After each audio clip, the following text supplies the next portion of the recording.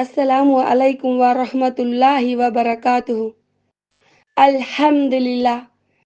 Alhamdulillahi rabbil alamin. Wassalatu wassalam ala rasulihil karim. Amma ba'd. A'udhu billahi minash shaitanir rajim.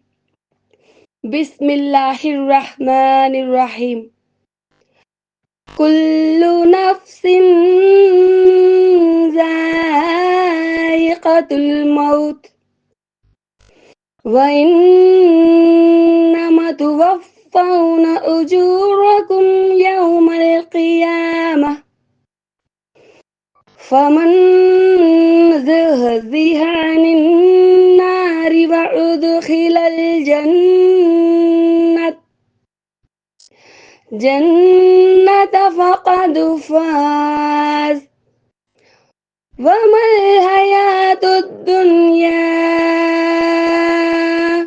illa mata'ul ghurur.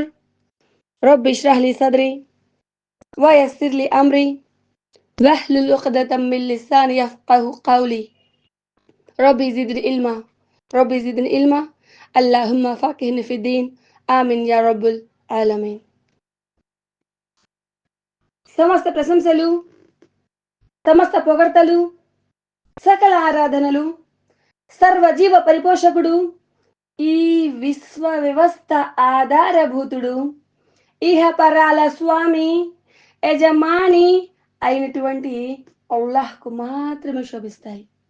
ఆ అల్లాహ్ సుబ్హానహు తఆలా అనన్యంగా ప్రేమించేవాడు, అపారంగా కనికరించేవాడు, తీర్పు దినానికి తిరుగులేని చక్రవర్తి.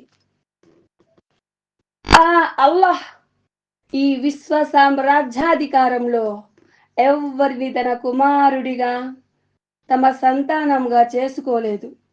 ఈ భూమి ఆకాశాల పరిపాలన వ్యవస్థలో అల్లాహ్ ఎవ్వరిని భాగస్వాములుగా చేర్చుకోలేదు. ఆయనకు సమానమైన శక్తి గలవారు, ఆయనతో పాటు సమానంగా ఉన్నవారు ఎవ్వరు లేరు, ఉండరు, ఉండబోరు. ఆయనకు కుమారుడు ఉన్నాడు అనే విషయానికి ఆయన అతీతుడు. ఆయన లాంటి వారు ఎవరు లేరు. అల్లాహ్ సుబ్హానహు తఆలా స్వతహాగా స్తోత్రనీయుడు. ఆయన మానవాళి మార్గదర్శనం కోసం ఈ ప్రపంచంలోనికి ప్రవక్తలను ప్రభవింపచేశాడు. మానవుడిని ఈ ప్రపంచంలోకి పంపించిన పిమ్మట మానవాళికి జీవన విధానాన్ని తెలియచేయడానికి మానవులనే ప్రవక్తలుగా చేసి ఈ ప్రపంచంలోకి ప్రభవింపచేశాడు. ఆ విధంగా ఆదం అలైహిస్సలాం నుండి మొదలుకొని చిట్ట చివరి ప్రవక్త కారుణ్యమూర్తి, మహోదయులు, జగద్గురువు, మానవ మహోపకారి అయిన చిట్ట చివరి ప్రవక్త ముహమ్మద్ సల్లల్లాహు అలైహి వసల్లం పంపించడం జరిగింది. అలా వచ్చిన ప్రవక్తలందరిలో ప్రత్యేకంగా చిట్ట చివరి ప్రవక్త అయినటువంటి ముహమ్మద్ సల్లల్లాహు అలైహి వసల్లం వారిపై మరియు ఆయన పంపిన ప్రవక్తలందరిపై అనంతమైనటువంటి దరుదులను, అమితమైనటువంటి శుభాలను, శ్రేష్ఠులను అల్లాహ్ సుబ్హానహు తఆలా కురిపించుగాక. ఆమీన్ సుమ్మామీన్. నా ధార్మిక సోదరమణులారా, నా మిత్రులారా, మీ అందరికీ ఇస్లామీయ పద్ధతిలో మరొకసారి ఆహ్వానం పలుకుతున్నాను. అస్సలాము అలైకుం వరహ్మతుల్లాహి వబరకాతుహు. దీని యొక్క అర్థం సర్వోన్నతుడైనటువంటి అల్లాహ్ సుబ్హానహు తఆలా యొక్క శుభాలు, ఆయన యొక్క దీవెనలు, ఆయన యొక్క కరుణ మీ అందరిపై ఉండుగాక అని అర్థం. అంటే అందరూ చల్లగా, హాయిగా, సుఖ సంతోషాలతో జీవించాలి అని దీవించేటటువంటి ఒక పలుకులు. తర్వాత మీరు చూసే ఉంటారు టుడే ఏం క్లాస్ చెప్పబోతున్నాను. సో మొదటిగా ఎవరైతే నా యూట్యూబ్ ఛానల్ సబ్స్క్రైబర్స్, నా గ్రూప్ మిత్రులు, నా ధార్మిక సహోదరి సహోదరులు వాళ్ళందరికీ కూడా అస్సలాము అలైకుం వరహమతుల్లాహి వబరకాతు. ఇక ఆలస్యం చేయకుండా మన టాపిక్లోకి వెళ్ళిపోదాం. ఇన్షాల్లా వచ్చేసేయండి. నేటి మన జీవితాల్లో స్పీడ్ ఉంది కానీ డైరెక్షన్ లేదు. డబ్బు ఉంది కానీ సంతోషం లేదు. టెక్నాలజీ ఉందండోయ్ కానీ ప్రశాంతత లేదు. మనం బతికేలా ఉన్నాం కానీ జీవించడం మర్చిపోతున్నాం. మనం కళ్ళు తెరిస్తే పిల్లలు, నవ్వులు, కుటుంబం, జీతం, office, cell phone, social media, dreams అన్నీ కనిపిస్తాయి. కానీ కళ్ళు మూసిన తర్వాత ఒక్క నిశ్శబ్దం, ఒక ఒంటరితనం, ఒక ప్రయాణం మొదలవుతుంది. అక్కడ నీతో నీవు మాత్రమే ఉంటావు. నీ నీతులు, నీ పుణ్యాలు, నీ పాపాలు, నీ నమ్మకాలవే ఉంటాయి. ఇస్లాం మనకు స్పష్టంగా చెబుతుంది, ఈ జీవితం ఒక పరీక్ష మాత్రమే. ఈ జీవితం ఒక పరీక్ష మాత్రమే. ప్రతి ప్రాణి మరణాన్ని రుచి చూడవలసిందే. ఈ ప్రపంచం ఉందే ఉయ్యాల అంటే ఈ ప్రపంచము ఒక ఉయ్యాలలా ఉంటుంది. పుట్టినప్పటి నుండి మనల్ని ఊయలాడిస్తూ తీసుకెళ్తుంది. కానీ ఒక్కసారి ఆ ఊయల ఆగిపోయిన తర్వాత ఆ నలుగురు మన శరీరాన్ని తీసుకెళ్లే సత్యాన్ని మనం ఎప్పుడైనా ఆలోచించామా? చెప్పండి మిత్రులారా, మనం ఎప్పుడైనా ఆలోచించామా? ఆలోచించం. ఎందుకంటే అది మనకి ఇష్టం ఉండదు. మనకు అది ఇష్టం లేదు కాబట్టి మనం ఆలోచన చెయ్యం. అది మనం తీసుకోలేం. ప్రాణం ఉన్న ప్రతి జీవి తప్పగా అనుభవించవలసినటువంటి తిరుగులేని కాదనలేని సంఘటన మరణం.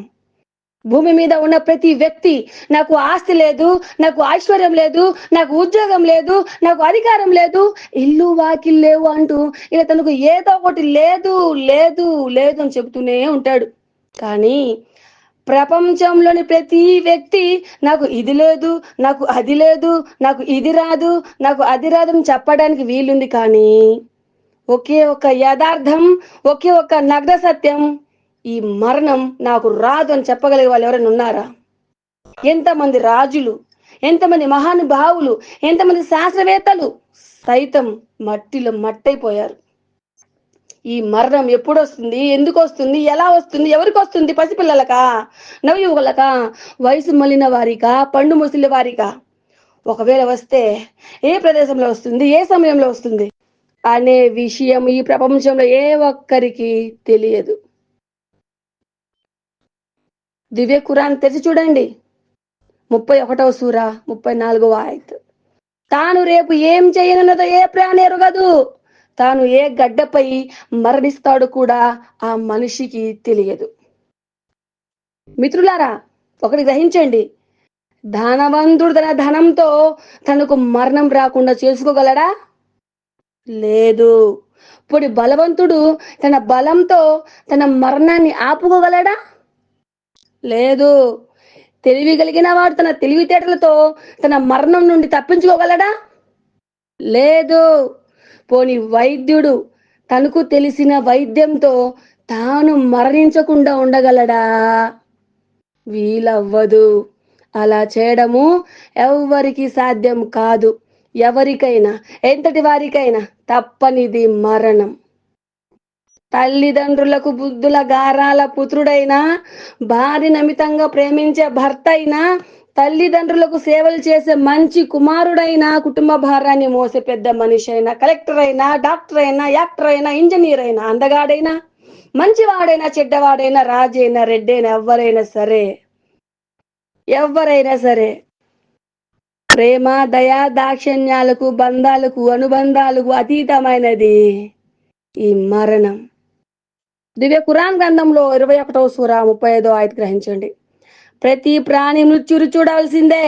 మేము మిమ్మల్ని పరీక్షించి నిమిత్తం కష్ట సుఖాలకు కలిమిలో లేములకు గురి చేస్తూ ఉంటాము. చివరికి మీరు మా వద్దకే మరలింపబడతారు. మన ఇంట్లో మన తాత ముత్తాతలు, మన రాష్ట్రంలో ఉన్న మేధావులు, దేశంలోని మహాత్ములు, ప్రపంచాన్ని ఏలిన మహానుభావులు ఇలా ఎందరో మరణించారు. ఇలా ఎందరో మరణించారు. మనకంటే చిన్నవాళ్ళు, మనకంటే పెద్దవాళ్ళు వయసు నిమిత్తం లేకుండా తనువు చాలించారు. మనం మన కళ్ళతో ఎంతో మందిని మరణిస్తే చూసాము, చూస్తున్నాము. ఇన్షాల్లా ఇక మీద కూడా చూస్తాము. ప్రపంచం ప్రారంభం నుంచి ఇప్పటిదాకా కోట్లాను కోట్ల మంది మృత్యు కొరలకి చిక్కారు. ఆలోచించండి. అంటే ఇక్కడ ప్రమాదంలో ఉన్న ఒక వ్యక్తిని కొన ఊపిరితో డాక్టర్ వద్దకు తీసుకువెళ్ళినప్పుడు ఆ డాక్టర్ గారు అతడి నాడిని పట్టి చూసి అతను మరణించాడు అని చెప్తాడు. అంటే గుండె ఆగిపోయింది, శ్వాస నిలిచిపోయింది, ప్రాణం పోయింది. అసలు ప్రాణం అంటే ఏమిటి? అది ఎక్కడ ఉంటుంది? ఎలా ఉంటుంది? ఏం చేస్తూ ఉంటుంది? మర్మ అవయవాల్లో ఉంటుందా? గుండె ఊపిరితిత్తులో ఉంటుందా? ఆలోచించండి. తల పగిలినా ప్రాణం పోతుంది, కాళ్ళు తెగినా ప్రాణం పోతుంది, బీపీ పెరిగినా ప్రాణం పోతుంది, బీపీ తగ్గిన ప్రాణం పోతుంది. అన్ని సవ్యంగా ఉన్నా కూడా ఒకసారి ప్రాణం పోతుంది. అంటే మన శరీరంలో ఎప్పటిదాకా ఆత్మ ఉంటుందో అప్పటిదాకా ఈ శరీరానికి ప్రాణం ఉంటుంది. ఎప్పుడైతే ఆత్మ శరీరాన్ని వీడిన తర్వాత ప్రాణం పోతుంది. అంటే దీని ద్వారా మనకి ఇష్టం లేకపోయినా ఒప్పుకోవాల్సింది ఏంటి? మరణం ఖచ్చితంగా వస్తుంది. అయినా కూడా మనం ఎలా బతుకుతున్నాం? మన పాపాలు ఎలా ఉన్నాయి? మన నమ్మకం ఎవరిపై ఉంది? మనం ఎవరిని నమ్ముతున్నాం? మనం ఎవరికి ఉపయోగపడుతున్నాం? నువ్వు పుట్టడం నీ చేతి లేదు భయ్, కానీ ఎలా బతుకుతావో అది నీ నిర్ణయం. కానీ మరణానికి ముందు నీ జీవితం అర్థవంతంగా మారాలి. అర్థమవుతుందా? మరణానికి ముందు నీ జీవితం అర్థవంతంగా మారాలి. కన్ను తెరిస్తే ఉయ్యాల, కన్ను మూస్తే నిన్ను నలుగురు మొయ్యాల. ఇప్పుడున్న జీవితం ఇది. అంటే ఎవరు కాదని నిజమే ఏంటంటే మనం జనించాక గడిచే ప్రతి సెకను, ప్రతి నిమిషం అది మన జీవితానికి అంటే ఎప్పుడైతే మన యొక్క జీవితంలో ఆయుష్ అనేది తగ్గిపోతూ ఉంటుందో అప్పుడు మనం మరణానికి దగ్గర అవుతున్నాము అని అర్థం. ఇప్పుడు నా జీవితంలో ఇన్ని రోజులు కోల్పోయానంటే నేను మరణానికి సమీపంలో ఉన్నాను అని అర్థం. ఒకరోజు మన శ్వాస ఆగిపోతుంది, మన శరీరాన్ని మన కుటుంబమే నలుగురిని తోడుగా తీసుకెళ్ళి మోసుకెళ్తారు. మన ఇంటి బట్టలు మనకి కఫన్ అవుతాయి అన్నమాట. మనది అనుకున్న ఫోను మనకే రెస్ట్ ఇన్ పీస్ స్టేటస్ పెట్టి ఆగిపోతుంది. మనం చాలా చాలా కళ్ళు కంటాం, చక్కటి ఇల్లు, కారు, డబ్బు, పేరు, గుర్తింపు. కానీ ఒక చిన్న రియలైజేషన్ మర్చిపోతున్నాం మనం. అరే ఏది మనతో వచ్చేదే కాదు. మరణం దగ్గరికి మనం ఖాళీ చేతులతో వెళ్ళాలి. ఈ ప్రపంచ జీవితం ఒక మాయ మాత్రమే. నిజమైన జీవితం కబర్లో మొదలవుతుంది. అక్కడ మన బతుకు మనం ఎలా గడిపామన్న దానికి ఆధారపడి ఉంటుందన్నమాట. మనం చివరిసారికైనా సరే మనం చేసిన పాపాల గురించి ఆలోచించామా? మనం చేసిన పాపాల ఫలితంగా కబర్లో మనకు జరిగే అసలు ఆ సందర్భం ఏంటి? ఆ మనస్తత్వం ఎలా ఉండబోతుంది కబర్లో మన జీవితం అనేది తెలుసా? మనము నిజంగా సరైన దారిలో ఉన్నామా? సొసైటీ చెప్పిన దారిలో ఉన్నామా? అది మిమ్మల్ని మీరే మీ మనసును ప్రశ్నించుకోండి. మీరు భయపడాల్సిన మరణానికి కాదు మిత్రులారా. ఆ మరణం వచ్చే ముందు మనం సరిగా తయారు చేసుకోలేకపోతున్నాం చూడండి, ఆ పరిస్థితికి భయపడాలి. ఆ పరిస్థితికి పశ్చాత్తాపం పడాలి. ప్రతిరోజు మన మనసుకు ఒక ఛాన్స్ ఉంటుంది, మన జీవితానికి ఛాన్స్ ఉంటుంది. ప్రతి నమాజ్ ఒక రిమైండర్, ప్రతి ఉజు ఒక పవిత్రత, ప్రతి దుఆ ఒక పిలుపు అల్లాహ్ వైపు తిరగమని చెప్పి. ఒక నిజం చెప్తాను వినండి. మనం పుట్టినప్పుడు మనం ఏడుస్తాం, మన చుట్టూ ఉన్న వాళ్ళు నవ్వుతారు. ఎందుకో తెలుసా? వాళ్ళకు అది ఖుషి అన్నమాట. అంటే నా కుటుంబంలో ఒక నూతన వారసురాలు వచ్చారు, ఒక కుటుంబ సభ్యులు పెరిగారని చెప్పేసి వాళ్ళు నవ్వుతారు. కానీ మరణించే సమయానికి మనం నవ్వుతూ చనిపోవాలి. మనకి ఎటువంటి భయము, చింత, బాధ ఉండకూడదు. సకల ఏర్పాట్లతో చాలా చాలా పుణ్యాలతో మనము మన ఆఖిరతని సిద్ధం చేసుకోవాలి. అప్పుడు మన చుట్టూ ఉన్న వాళ్ళు ఏడవాలండి, మనం కాదు. ఇది ఒక గొప్ప జీవితం, సత్యమైన నిజం అన్నమాట. కానీ ఈ జీవితాన్ని మనం ఎలా గడుపుతున్నాం? మన జీవితంలో ఉన్న ఆ దేవుడి స్థానం ఎక్కడ? మనం చేసే ప్రతి పాపం ఒక పుత్తడి మీద వేసిన ముడిలా మన అంతిమ గమ్యాన్ని మార్చేస్తుంది. అది మనం గ్రహించటం లేదు.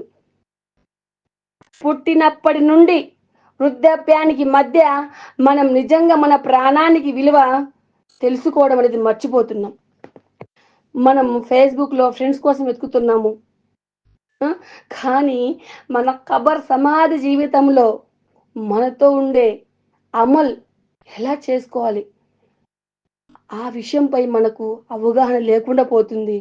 ఎప్పుడైనా అసలు ఆలోచించాము మనం? ఫేస్బుక్లో ఫ్రెండ్స్ కోసం వెతుకుతాం, స్టేటస్ పెడితే ఎంతమంది చూసారని చెప్పేసి ఆలోచిస్తాం, ఎప్పటికప్పుడు అప్డేట్స్ తెలుసుకుంటాం. కానీ ఈ కబర్ జీవితంలో, ఆ సమాధి జీవితంలో మన అమలు చేసిన అమలుకి ఫలితంగా నా యొక్క జీవితం ఎలా ఉంటుంది అనేది మనం ఒకసారైనా ఆలోచించామా?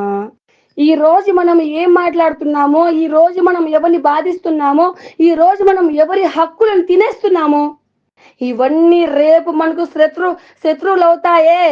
ఈ విషయము మనము ఆలోచిస్తున్నామా? ఒక్కటి మాత్రం గుర్తుపెట్టుకోవాలి, కబర్లో మనం ఒంటరిగా ఉంటాం. పక్కన ఉండేది మనం చేసిన మంచి చెడు పనుల యొక్క ఆమాలు మాత్రమే.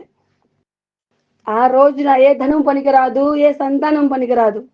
శుద్ధమైన హృదయంతో, పరిశుద్ధమైన హృదయంతో అల్లాహు ఎదుట నువ్వు చేసే ఆరాధన మాత్రమే నీకు పనికొస్తుంది. ఒక్కసారి ఆలోచించు. నిన్న మొన్నటి వరకు మాట్లాడిన స్నేహితులు, నిన్ను ప్రేమించిన వారు, నిన్ను చూసిన పిల్లలు ఎప్పటికైనా సరే మనపై మట్టి వాసే వాళ్ళే. ఇదే సత్యం, ఇదే జీవితం. నేను ఒక విషయం చెప్తున్నాను, చాలా గ్రహించండి. ఏంటంటే విషయం ఏంటంటే మా నాన్నగారు మేము నలుగురం కుమార్తెలం. కానీ మా నాన్నగారు వాళ్ళ నాన్నని చూసుకోలే. అంటే మా నాన్నగారి యొక్క ప్రసవ నొప్పులతో ఉన్నప్పుడే మా తాతగారు కాలం చేశారు. ఆయన చనిపోయిన తర్వాత మా నాన్నగారు పుట్టారు. ఆయన చాలా కష్టపడ్డారు. అంటే అన్నానికి లేక, ఇలా చేయి చాచి ఎవరు ఒక ముద్ద పెడతారా, ఆ ముద్ద తినేసి ఎవరు ఒక తల్లి మానవత్వంతో పిలిచి ఒక ముద్ద అన్నం పెడితే ఒక ముద్ద తిని కడుపులో నీళ్ళు తాగి పడుకున్నవారు మా నాన్నగారు. అప్పుడు చాలా కరువు వచ్చేసింది. ఇంత కరువు వచ్చిందంటే అక్కడ ఆత్మాభిమానము, మన ముస్లిమ్స్ ఏమీ గుర్తుండవు. మనకు కడుపులో ఉన్న ఆకలి తీరాలి ఫస్ట్. ఎందుకంటే పేగులు అరుస్తూ ఉంటాయి ఆ బాధతోటి. ఆ బాధను మనము ఎలాగైనా సరే ఏదో ఒకటి చేసి ఆ బాధని ఫస్ట్ నుంచి ఆ పేగులను మనం చల్లపరచాలి. అప్పుడు మా నాన్నగారు ఇలా చొక్కా పట్టుకొని, అప్పుడు కరువు కాటకలంతా అసలు అన్నమే దొరకదనమాట. అలా ఆయన చిన్న పిల్లవాడు అనమాట మా డాడీ. మా తాతయ్య గారు లేరు కదా. మా తాతయ్య గారు లేకపోయేసరికి మా నాయనమ్మకి మైండ్ ఖరాబ్ అయిపోయింది. పట్టించుకునే వాళ్ళు లేరు మా నాన్నగారిని. చాలా కష్టాలు పడ్డాడు మా నాన్న.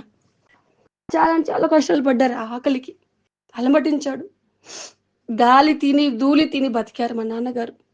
అంత కష్టపడిన మా నాన్నగారు తనకు పుట్టిన సంతానాన్ని ఒక రాణిలాగా, ఒక అబ్బాయిలాగా చాలా బాగా మాకు ఎటువంటి ఇంత కూడా తక్కువ కాకుండా చూసుకుంటున్నారు, అల్హమ్దులిల్లా. కానీ మా నాన్న తన కోసం ఏం చూసుకుంటున్నాడు అది ఆలోచన చేయటం లేదు. తన కోసం ఏం సంపాదించుకున్నాడో అది ఆలోచన చేయటం లేదు. పుట్టి పెరిగినప్పటి నుంచి చాలా కష్టాల్లో పుట్టాడు, పెరిగాడు, కష్టం చేశాడు. తన రక్తాన్ని ధారగా, అంటే తన చెమటను ఒక రక్తంగా మార్చి మమ్మల్ని ఒక చదువులు చదివించాడు. మాకెంత చేయాలో అంతా చేశాడు. అతని జీవితం ఆల్మోస్ట్ 45 సంవత్సరాలు దాటిపోయింది. ఇప్పటికి కష్టపడుతూనే ఉన్నాడు. కానీ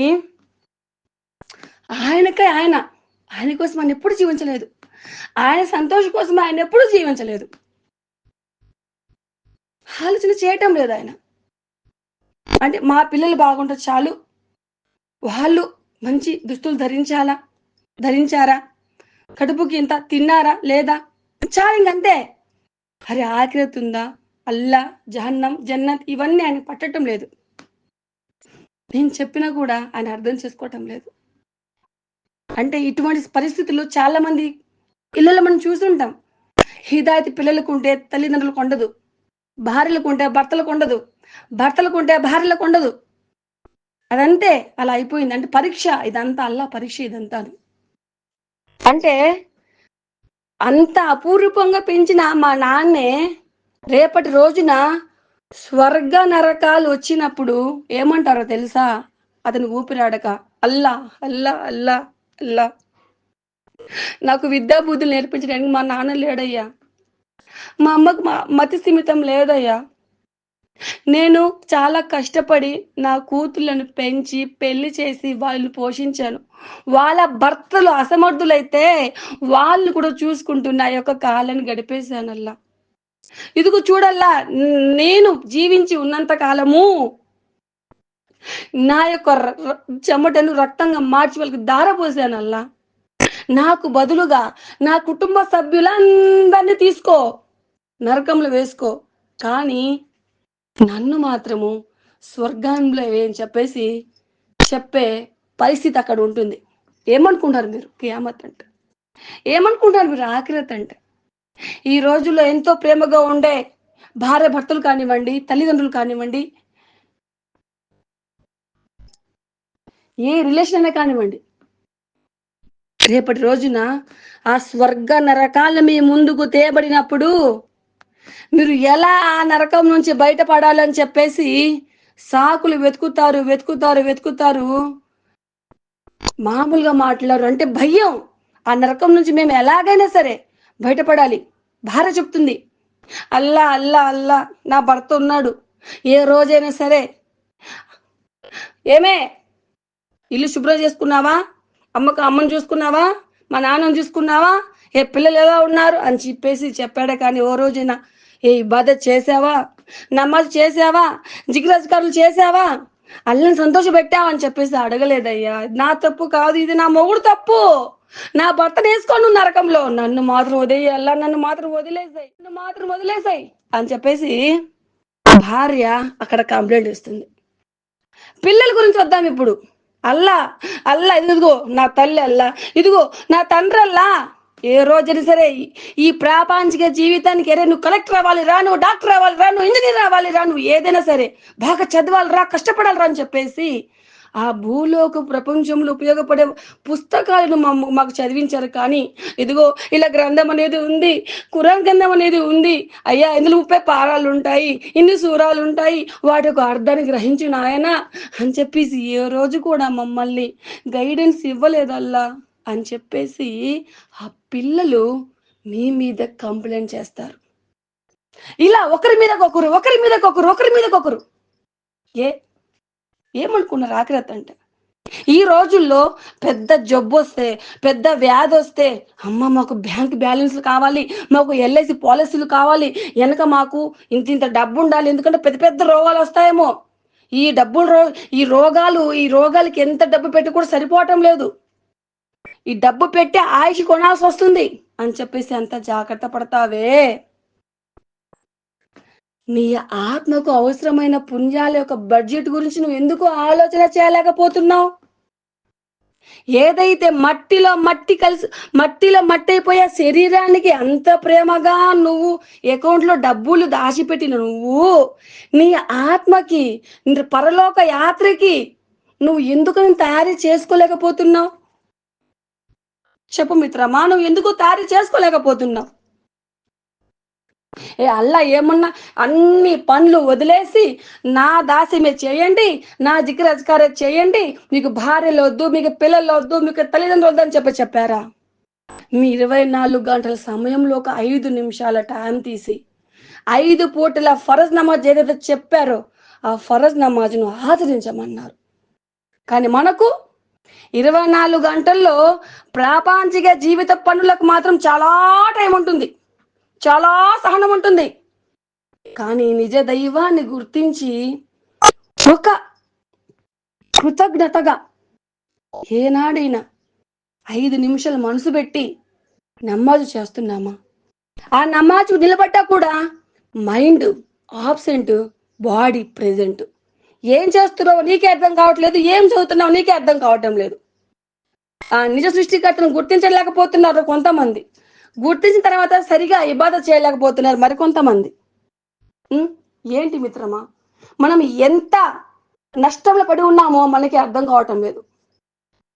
మనకు ఫేస్బుక్లు చూసే టైం ఉంది, ట్విట్టర్ చూసే టైం ఉంది, ఇన్స్టాగ్రామ్ చూసే టైం ఉందండి, మ్యూజిక్ విని స్టెప్పులు వేసే టైం కూడా ఉంది. కానీ ఒక రోజులో ఖురాన్ గ్రంథాన్ని తీసి ఒక 4 ఆయతులు చదివి దానిని అర్థం చేసుకునే టైం మాత్రం మనకి లేదు. 24 గంటల్లో బయట కార్యకలాపాలు మొత్తం వెలగబెడుతూ ఉంటాం మనం. కానీ రండి రండి రండి రండి నమాజ్కు రండి అని చెప్పేసి అజాన్ పలుకుతూ ఉంటే, అజాన్ పిలుపు ఇస్తూ ఉంటే ఎవరూ కూడా నన్ను అల్లా పిలుస్తున్నాడే వెళ్ళాలి నమాజు చేయాలి అని చెప్పేసి ఆరట మేరకు ఉండదు. నేను అందరి గురించి చెప్పట్లేదు, కొంతమంది గురించి మాత్రమే చెప్తున్నా. ఉన్నారు మహానుభావులు, అల్లాని ప్రేమించే వాళ్ళు ఉన్నారు, అల్లా కోసం తమ సమయాన్ని తీసే వాళ్ళు ఉన్నారు. నేను అలా కాదు, కానీ ఈ మాటలు ఎవరికైతే వర్తిస్తాయో వాళ్ళకే చెప్తున్నా. మనము ఒకరికి ఫోన్ కాల్ చేసి వాళ్ళు మనకు కాల్ చేయకపోయినా, మనం మెసేజ్ చేసి వాళ్ళు మనకు రిప్లై ఇవ్వకపోయినా, ఏంటి బల్బు పనికో, ఎన్నిసార్లు కాల్ చేయాలి, ఎన్నిసార్లు మెసేజ్ చేయాలి, చూసుకోవా నువ్వు అని చెప్పేసి అంత గొడసరిగా అంత కోపంగా మనం ఇంట్లో వాళ్ళ మీద కోపడతామే. అల్లా సుబ్హానహు వ తఆలా రోజుకు 5 సార్లు పిలుస్తున్నాడు కదా, మరి ఎన్నిసార్లు నువ్వు పోయి హాయ్ చెప్పావు అల్లాకి, ఎన్నిసార్లు సలాం కలా చెప్పావు అల్లాకి, ఎంతసేపు మాట్లాడావు అల్లాతోటి? చెప్పు నాకు సమాధానం. అవి మాత్రం మనకు అనిపించవు, ఎందుకని ఆయన మనం చూడట్లేదు కదా, అందుకే మనకు భయభక్తులు అనేది లేవన్నమాట, చాలా తక్కువ అనమాట, చాలా తక్కువ. ఏదైనా చెప్తే ఏంటంట మళ్ళీ చనిపోయి మట్టిలో మట్టి అయిపోయి మళ్ళీ మనం బతికి లేపడతామా? అయ్యో, అప్పుడు బతికున్న తెప్పల్లే, బతికున్నప్పుడు చూసుకుందాం. ఇప్పుడు రాజు ఎవరో రెడ్డి ఎవరో, ఇప్పుడు హ్యాపీగా ఉన్నామా, హ్యాపీగా తిన్నామా, హ్యాపీగా మన లైఫ్ని లగ్జరీ లైఫ్ లాగా మనం జీవించామా లేమా, చాలు. రేపటి సంగతి ఎవరికి తెలుసు సార్? అవి ఉన్నాయో లేవో ఎవరికి తెలుసు సార్? మీరు చూసొచ్చారా? మీ తాత ముత్తాతలు చూసొచ్చారా? మీ అమ్మమ్మలు ముత్తాతమ్మలు చూసొచ్చారా? చెప్పమనండి సార్. ఏంటో వినేవాళ్ళు ఉంటే చెప్పేవాళ్ళకంట, వినేవాళ్ళంట అలుసంట, అలా ఉందే మీరు చెప్పేది అని చెప్తారు మరొకరు. అది ఇట్లా చేయడానికి కూడా లేదు, అలా అయిపోయింది మన పరిస్థితి. ఈ రోజుల్లో ఎంతో మంది చావును మనం చూస్తుంటాం. యాంకర్స్ మాట్లాడుతూనే పడిపోతారు, కళ్ళిద్దరు పడిపోతారు, డెడ్ అంతే. సెల్ ఫోన్ మాట్లాడుతూ డెడ్, అన్నం తింటూ డెడ్, నీళ్ళు తాగుతూ డెడ్, వయసు సంబంధం లేదు. అంటే ఫంక్షన్లో డ్యాన్స్ చేస్తూ కూడా డెడ్, అంటే స్నానం చేస్తూ బాత్రూంలో చిన్న కాలకృత్యాలు తీసుకుంటూ డెడ్. అంటే చావు ఎప్పుడు వస్తుందంటే అల్లా సుబ్హానహు వ తఆలా అక్కడ అంటే అక్కడ టైం నిర్దేశించాడు అల్లా సుబ్హానహు వ తఆలా. ఒక నిమిషానికి అటో ఇటో, ఒక సెకండ్ అటో ఇటో అయ్యే ప్రసక్తే లేదు. అయ్యా మహానుభావా, నన్ను మళ్ళీ తిరిగి నన్ను భూలోకానికి పంపయ్యా, నేను మళ్ళీ నీ కోసం నేను ఈమాన్ తీసుకొస్తానని చెప్పడానికి కూడా ఆస్కారం లేదు. అక్కడ నీ ప్రాణాన్ని తీసుకోవడానికి ఆ యొక్క మృత్యు దేవతలు ఎప్పుడైతే నీకు కనిపిస్తారో అప్పుడు నీకు రియలైజ్ అవుతావు, అయ్యయ్యో నేను చాలా నష్టపోయానే, నేను ఎవరు చెప్పినని వినలేదే, నాకు ఈరోజు నా చావు, నా శరీరం నుంచి నా చావు వెళ్ళిపోతుందే, నా ప్రాణం వెళ్ళిపోతుందే, నేను రాను, నా ప్రాణం తీయద్దు అని చెప్పేసి ఆ యొక్క అవిశ్వాసం ఎవరైతే ఉంటారో అతను ఏడుస్తాడు, నేను రానని చెప్పేసి ముందుకేస్తాడు. అప్పుడు ఈ మృత్యు దేవతలు ఎవరైతే ఉంటారో వాళ్ళు అతని ప్రాణాన్ని బయటికి కఠినంగా లాగడం జరుగుతుందన్నమాట. ఏ ఏ ఏ ఒక 5 నిమిషాలు నీకు సమయాన్ని తీసి ఆ నిజ సృష్టికర్తను గుర్తించి ఆయన కోసం నువ్వు చేసే ఆరాధన వల్ల నీకు శాశ్వత కాలం, మరణానికే మరణం, ఆ స్వర్గం ఇస్తానని చెప్తున్నాడే.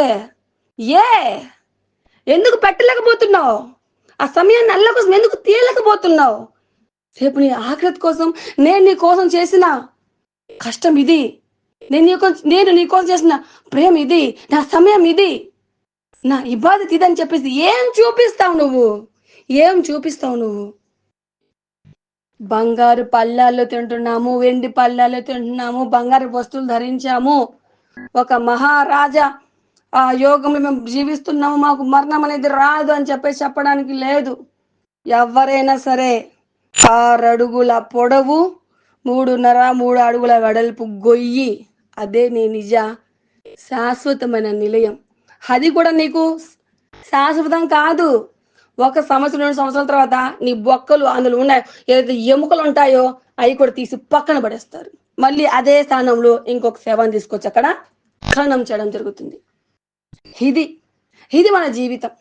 ఇది మన జీవితం ఏమైనా ఉందా? మరణించే జీవితం అయ్యా ఇది. మరణించే జీవితం ఇది. మనం ఒక ఇంటికి అద్దెకి వెళ్తే అది అద్దిల్లే, అది మన సొంతలు కాదు కదా. అలాగే మనం ఈ శరీరంలో అద్దె కొనడానికి వచ్చాం. ఇది మనకు అద్దె శరీరం, ఇది వదిలిపెట్టి వెళ్ళిపోవాలి. దీని మీద ఎందుకు అంత ప్రాణం మీకు? దీని మీద ఎందుకు అంత మోజు మీకు? ఈ యొక్క మోజుతో, ఈ యొక్క శరీరం మీద ఉన్న మోజుతో నువ్వు 24 గంటల్లో నువ్వు తినడానికి నీకు కావాల్సిన కష్టాన్ని సమకూర్చుకుంటున్నావు, నీకు కావాల్సిన డబ్బును సమకూర్చుకుంటున్నావు, కింద పడుతున్నావు, పైన పడుతున్నావు, శిరములకు పడుతున్నావు, నువ్వు ఏదైనా సరే కష్టమో నష్టమో చేసుకొని నువ్వు జీవిస్తున్నావు. చనిపోయే శరీరానికి కావాల్సిన దానికే. మళ్ళీ తర్వాత మరి ఆత్మకు నువ్వేమి ఇచ్చుకుంటావు? నీ ఆత్మకి నీ వైపు నుంచి వచ్చే ప్రతిఫలం ఏముంది అక్కడ? నీ ఆత్మ చాలా బలహీనంగా ఉంటుంది. నీ ఆత్మకు ఆహారం ఉండదు. రేపటి రోజున నా తాత ముత్తాతలు నేను అనుసరించానయ్యా, వాళ్ళు నాకు విద్యా బుద్ధులు నేర్పించలేదయ్యా, నీ గురించి నాకు చెప్పలేదని చెప్పినా కూడా అక్కడ ఒప్పుకోరు. ప్రమాణం చేసొచ్చాం ఆలమే అర్వాలు, ఆ విషయం అక్కడ గుర్తు చేయడం జరుగుతుంది. కాబట్టి మిత్రులారా, ఒకటి మనం గ్రహించాలి కదా, మనము జీవిస్తున్న ప్రతి సెకండ్, గడిచిపోతున్న ప్రతి గంట మనం మరణానికి దగ్గర అవుతున్నాం. ఈ మరణానికి దగ్గరయ్యే సమయాన్ని మనం ఏం సంపాదించుకుంటున్నాం? మన కబరుకు వెళ్లే ముందు, ఆ కబర్ జీవితంలో మనం వెళ్లే ముందు మనం ఏం సామాగ్రిని మనం పెంపొందించుకుంటున్నాం? రేపటి రోజున అల్లా సుబ్హానహు తఆలా ముందు నిలబడినప్పుడు ఆయన మనం ఏం సమాధానం చెప్తాం?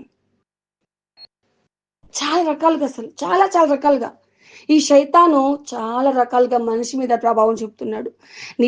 నిజ దైవ సృష్టికర్తను గుర్తించక కొంతమంది, గుర్తించినా కూడా సోమరిపోతనంతో ఆయన ఇబాదత్ చేయకుండా మరికొంతమంది, ఆ ఇబాదత్ చేసే వాళ్ళు కూడా మధ్య ఎన్నో విభేదాలు, ఎన్నో జమాయతుల పరంపరలు, ఎన్నో అభిప్రాయ భేదాలు.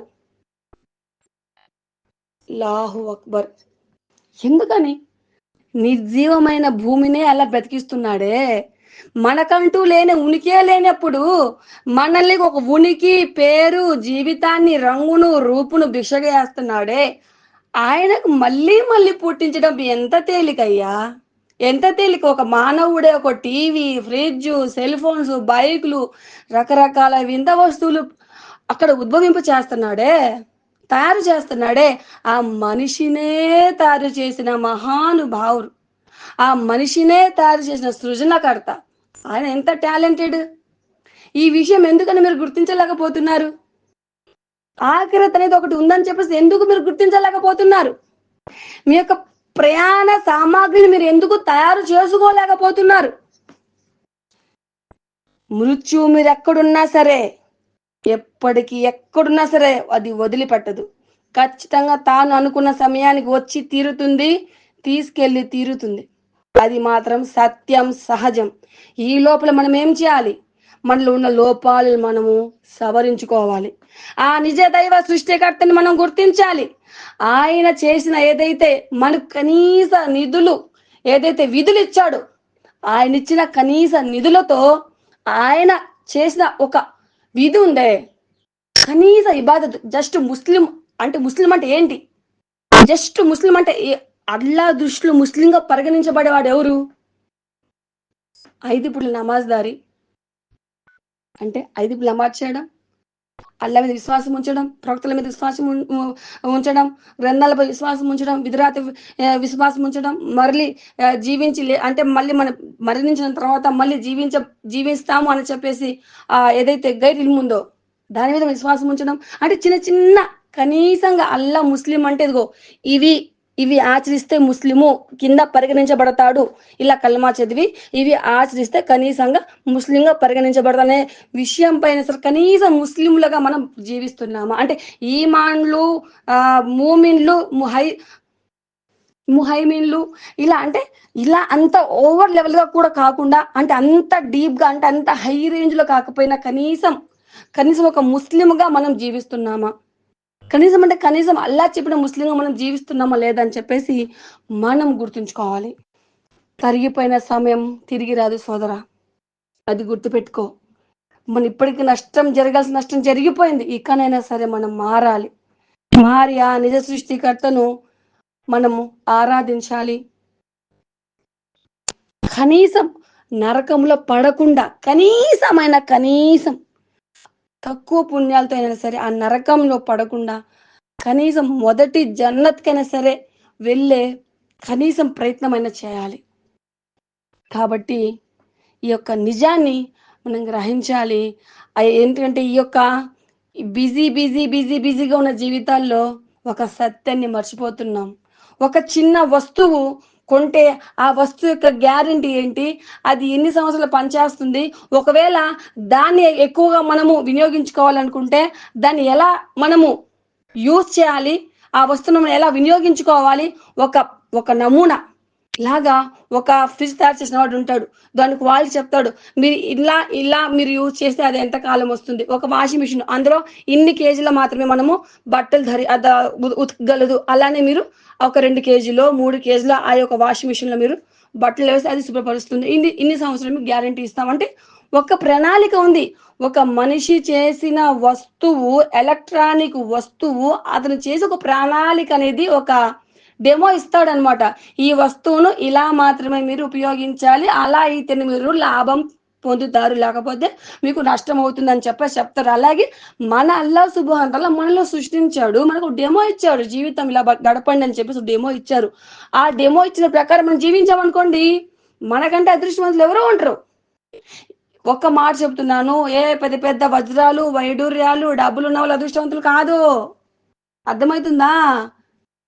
ఎవరైతే ఆఖరి పరలోకాన్ని సొంతం చేసుకుని అందులో విజయం పొందాడో అతను అదృష్టవంతుడు, నిజమైన అదృష్టవంతుడు. కాబట్టి నేను చెప్పేది ఇదే, ఏంటంటే ఒక వస్తువును తయారు చేసిన మనిషి ఒక డెమో ఇచ్చినప్పుడు ఆ మనిషిని తయారు చేసిన నిజ సృష్టికర్త ఎవరైతే ఉన్నారో అల్లా సుబ్హానహు తఆలా మనకు డెమో ఇచ్చారు. ఇది చేయి, ఇది చేయకు, ఇది హలాలు, ఇది హరాం, ఇది నా ప్రణాళిక. ఈ ప్రణాళికలో బడి నువ్వు జీవిస్తే నీకు మేలు చేకూరుతుంది, నీకు జన్నత్ వస్తుంది. ఈ ప్రణాళిక కాకుండా నువ్వు వేరుగా జీవించావనుకో నీకు కీడు జరుగుతుంది, నీకు జహన్నం వస్తుంది. కాబట్టి మంచి చెడు రెండు ఇచ్చాడు భయ్, మంచి చెడు రెండు ఇచ్చాడు. నువ్వు మంచి వైపుకి వెళ్తావా, నువ్వు చెడు వైపుకి వెళ్తావా, అది నీ ఇష్టం. అందులో ఎటువంటి జులుం అనేది లేదు. కాబట్టి నేను చెప్పేది ఇదే, ఆ నిజ సృష్టికర్తను గుర్తించి మన రోజువారీ 24 గంటల జీవితంలో కనీసం 5 పూట్ల నమాజ్కి 1 గంటనే సరే మనం టైం తీసి అల్లాకు దగ్గరై అల్లా యొక్క అనుగ్రహాన్ని పొందాలని, ఇబాదతులు చేయాలని, అల్లాతో ఎంత వీలుంటే అంత ఎక్కువగా మాట్లాడాలని నేను చెప్తున్నాను. ఇంకో విషయం ఏమిటంటే ఆడవాళ్ళకి భర్త హక్కులు నెరవేర్చే ఓపిక ఉంటుంది. అంటే తన యొక్క పిల్లలు ఉదయం టిఫిన్లు ఏంటి, మధ్యాహ్నం భోజనాలు ఏంటి, సాయంత్రం డిన్నర్లు ఏంటి, రకరకాల వండి పెట్టడాలు, పై తిండ్లు వండి పెట్టడాలు, కొత్తగా వెరైటీలు చేసి పెట్టడాలు, అన్నిటికీ టైం ఉంటుంది. మళ్ళీ వాళ్ళ శరీరానికి ప్రత్యేకంగా ఏర్పాట్లు ఏంటి గంటలు గంటలు తీసి వాళ్ళు శుభ్రం అవ్వడానికి, మళ్ళీ భర్తకు ఆకర్షణ కనిపించడానికి వేసుకునే మేకప్లు ఏదైనా కానివ్వండి, దానికి టైం ఉంటుంది. ఇల్లు మొత్తం శుభ్రం పరచుకోవడానికి 1, 2 సార్లు మళ్ళీ కడిగిందల్లా కడిగి, ఊడ్చిందల్లా ఊడ్చి, తిప్పిందల్లా తిప్పి మొత్తం నీట్‌గా పాలు పడేస్తే కింద మళ్ళీ ఎత్తితే ఆ పాలు మురికి కాకూడదు. అలాంటి ఓపిక ఉంటుంది. కానీ ఒక నమాజు దగ్గరికొస్తేనే వాళ్ళకి అస్సలు చేయాలనిపించదు. అలాంటి వాళ్ళు ఉన్నారు. నేను చూసాను. ఆ ఖతర్నాక్ పరిస్థితి నుంచి మనం బయటపడాలి. అలాంటి పరిస్థితి నుంచి మనం బయటపడాలి. రేపటి రోజున నువ్వు ఎన్ని గిన్నెలు తోమావమ్మా, ఎన్ని గిన్నెలు కడిగావమ్మా, ఎన్ని సార్లు నువ్వు ఊడ్చావమ్మా అని చెప్పేసి డెమో అడగరక్కడ. నువ్వు అక్కడ నమాజుల సంఖ్య ఫస్ట్ ఉంటుందక్కడ.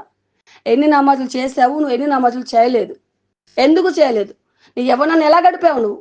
నువ్వు సంపాదించిన ప్రతి పైసా ఎలా తిన్నావు? ఆ ఖర్చు మొత్తం అక్కడ మనకు చెప్పాల్సి ఉంటుందన్నమాట. కాబట్టి ఆడవాళ్ళలో ఎక్కువ సైతాన్ ప్రభావం ఉంటుంది.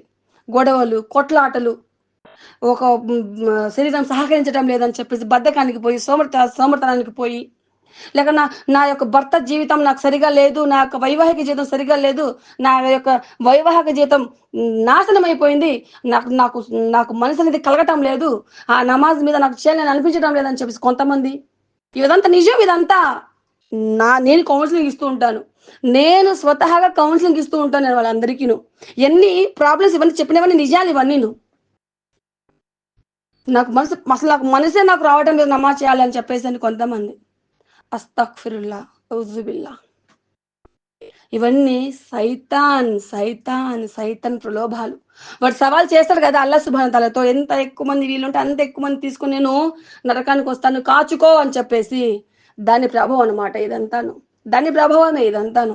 కాబట్టి తల్లులారా, మీరు కూడా గ్రహించాలి. మీరు ఇంటి పనులకు ముందుగా మీరు ఇంపార్టెంట్ ఇవ్వద్దు. ఫస్ట్ మీరు అల్లాహ్ యొక్క ఇబాదత్‌కి మీరు ఇంపార్టెంట్ ఇవ్వండి.